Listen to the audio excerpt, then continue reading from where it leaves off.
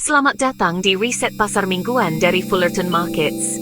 Mari kita selami tren dan wawasan pasar terbaru. Dow Jones Federal Reserve akan bertemu pada 16-13 September. Para investor berharap akan ada penurunan suku bunga pertama sejak Desember dan akan memperhatikan arahan dari Ketua Jerome Powell.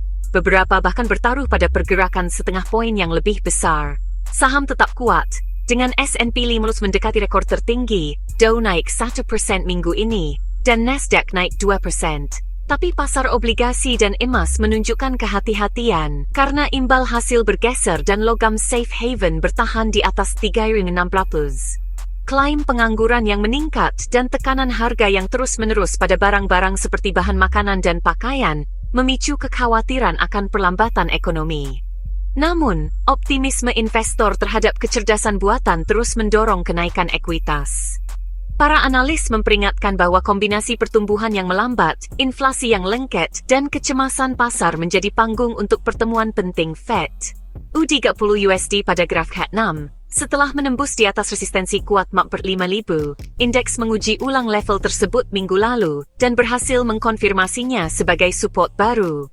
Pembelian tetap menguntungkan selama tidak ada perubahan fundamental besar di pasar.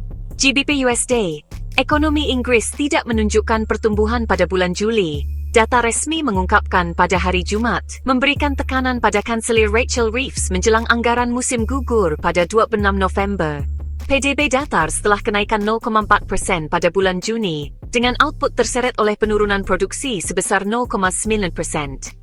Sektor jasa dan konstruksi sedikit mengalami kenaikan. Hasil ini mengikuti pertumbuhan yang lebih kuat di awal tahun ini, tetapi para ekonom sekarang memperkirakan perlambatan di paruh kedua tahun 2025.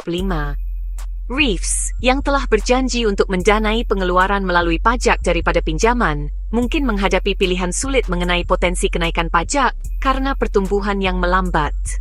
Pada saat yang sama, Bank of England menyeimbangkan aktivitas yang lemah dengan inflasi yang lengket, yang naik menjadi 3,8% pada bulan Juli.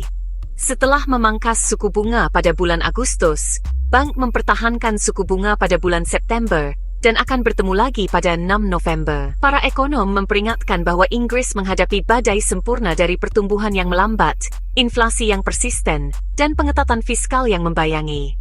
GBP USD pada grafik H6, sejak Agustus, GBP USD telah bergerak di antara support 3,80 dan resistance di 3,50 di tengah ketidakpastian ekonomi Inggris. Dengan pasangan ini sekarang menguji resistance, penembusan yang terkonfirmasi dapat menjadi peluang beli. Emas, harga emas naik pada hari Jumat, tetap mendekati rekor tertinggi karena data tenaga kerja AS yang lemah memperkuat taruhan bahwa Federal Reserve akan memangkas suku bunga minggu depan.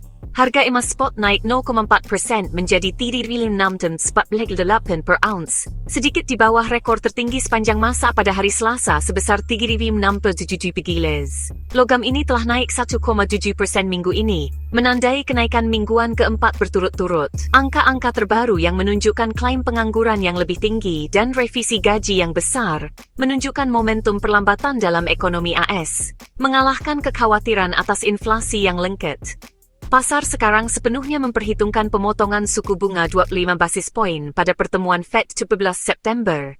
Emas telah melonjak 3,9% sepanjang tahun ini, didukung oleh ekspektasi suku bunga yang lebih rendah dan permintaan safe haven. Para analis di UBS memperkirakan harga bisa naik menjadi $3,900 per ounce pada pertengahan 2026. Sementara Bank Sentral Tiongkok bergerak untuk melonggarkan aturan perdagangan emas.